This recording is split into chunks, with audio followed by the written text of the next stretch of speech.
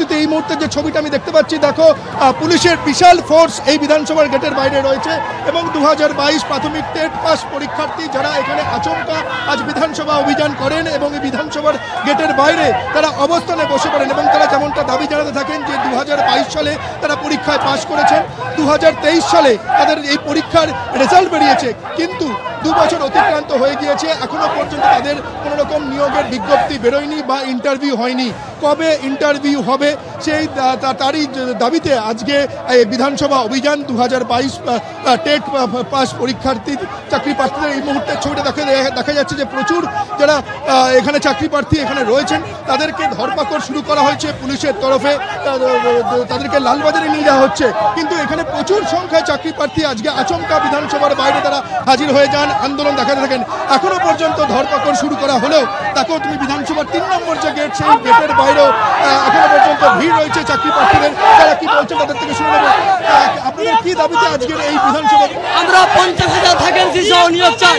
2017 পরে 2022-এ স্বচ্ছভাবে টেট হয়েছে, আমাদের গৌতম পাল বলেছে স্বচ্ছভাবে নিয়োগ হবে, 50,000 ভ্যাকেন্সি, কিন্তু সেই নোটিশ দেবে না তো পরীক্ষা নেওয়ার জন্য। দেখতে পাচ্ছ যে সংবাদ মাধ্যমের সঙ্গে কথা বলার সময় পুলিশ এখানে হাজির হয়ে যায়, একেবারে টেনে হিচড়ে ঘাড় ধরে এখানে 2022 প্রাথমিক টেট পাস যারা চাকরি প্রার্থী তাদেরকে এই বিধানসভার 3 নম্বর গেটের সামনে থেকে ধরপাকড় করা হচ্ছে। প্রচুর পুলিশ ফোর্স এখানে রয়েছে, একাধিক প্রেজেন্ট ভ্যান এই বিধানসভার গেটের বাইরে রয়েছে, তাদেরকে এই চাকরি প্রার্থী তাদেরকে বিধানসভার গেটের বাইরে থেকে এক এক করে এই প্রেজেন্ট ভ্যানে তোলা হচ্ছে এবং লালবাজারের উদ্দেশ্যে নিয়ে যাওয়া হচ্ছে। চাকরি প্রার্থীরা যেমনটা দাবি করছেন যে 2022 সালে তারা পরীক্ষায় পাস করেছেন, 2023 সালে সেই পরীক্ষার রেজাল্ট বেরিয়েছে, তারপর 2 বছর সময় অতিক্রান্ত হওয়ার পরও কেন এখনো পর্যন্ত তাদের নিয়োগ হলো না, এই দাবিতে তাদের আজকের বিধানসভার অভিযান। আমরা যেটা দেখতে পেলাম যে রানী রাসমণি রোডে তারা মিছিল করে আসছিলেন, তাদের যে কর্মসূচি ছিল যে রানী রাসমণি রোডে তারা তাদের অবস্থান কর্মসূচি, বিক্ষোভ, তাদের যে পরিকল্পনা তারা রানী রাসমণি রোডে করবেন, কিন্তু তারা পরিকল্পনা বদল করে আচমকা এই বিধানসভা অভিযানের দিকে উদ্দেশ্যে আসেন। পুলিশের কাছে ঠিকমতো ইনফরমেশন ছিল না, সেই কারণে বিধানসভার যে এন্ট্রি পথের যে দুটো রাস্তার কোনো রাস্তাতেই পুলিশের তরফে ব্যারিকেড করা ছিল না, তার ফলে এই 2022 যারা টেট পাস পরীক্ষা চাকরি প্রার্থী তারা বিধানসভার গেটের সামনে আচমকা অভিযানে চলে আসেন এবং তারপরেই দেখতে পাওয়া যায় যে বিধানসভার গেটের বাইরে একেবারে ধুন্ধুমার পরিস্থিতি।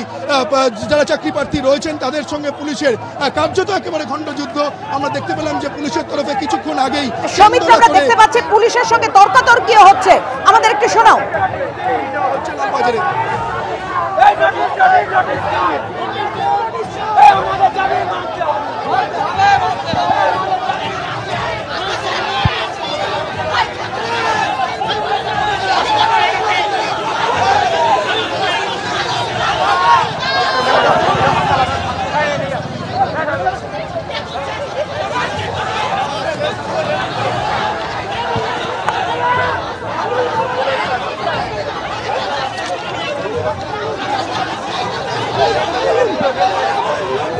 অর্থাৎ নতুন করে উত্তেজনা তৈরি হয়েছে, তর্কাতর্কি হচ্ছে পুলিশের সঙ্গে।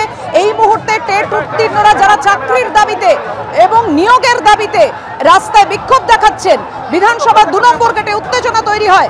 জানাও সুকান্ত।